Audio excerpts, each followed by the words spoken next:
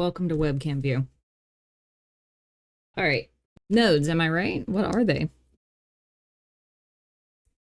If you want to make something, game or otherwise, or anything really, it's always parts into a whole. Like, let's say we wanted to make a cat, right?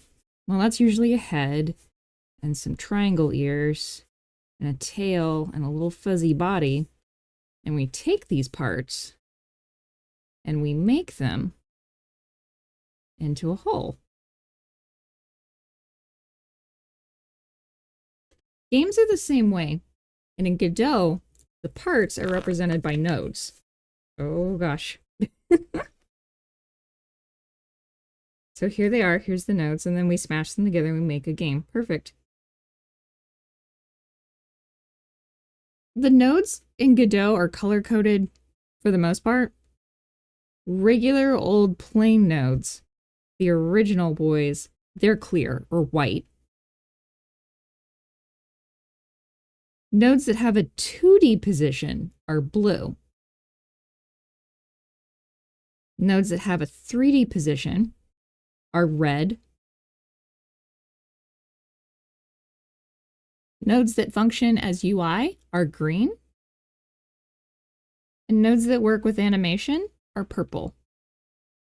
Audio nodes in earlier versions of Godot have had a whole lot of different colors before. They were rainbow at one point, which I thought was pretty cool. Now they tend to either be clear if they just send out audio, 2D if they send out audio from a 2D position, and red if they send out audio from a 3D position. If that changes in a future version, then I have to get more beads. I'm going to take some of these away just to prevent that from happening. Here, I'll take the red bead away. We're only making a 2D game right now. So it's hard. I'm sure someone out there has done it, but for most of us regular humans, it's hard to make a game out of one piece. So usually we have a bunch of pieces stuck together. So like, let's say we've got Mario and we've got to stick in some enemies, and there's the end of the level and there's the mushrooms, but they're still kind of loosey-goosey all over my paper, right?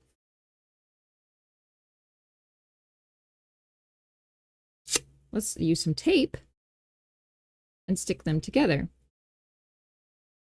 This is how we make scenes. Usually in Godot, what we would do is we'd have one node, 2D or 3D, depending upon what you're working on, and that's root. And then the other nodes from there would have a function, like maybe that's a timer, maybe that's your platforms, on and on. So this right here, these nodes that are taped together, these are your scenes. Sometimes though, like you've got stuff on the scene tree that needs to do more than one thing. Like if you think about it, back to Mario, he's got to look like Mario, but he's also got to be able to jump. And he's got to have cool animations if he gets a mushroom. So this is a scene too. You can have scenes as part of scenes. You can tape your scenes together. This is completely legal. If you want to understand more, I'm going to recommend that you go find a YouTube tutorial and build a game for practice. It can be any game you want as long as you're building games. I do have a pretty good beginner tutorial on board games, and I'd be honored if you came and learned Godot with me, but I'm not going to require it. Find what you want. Have a great time. Make games.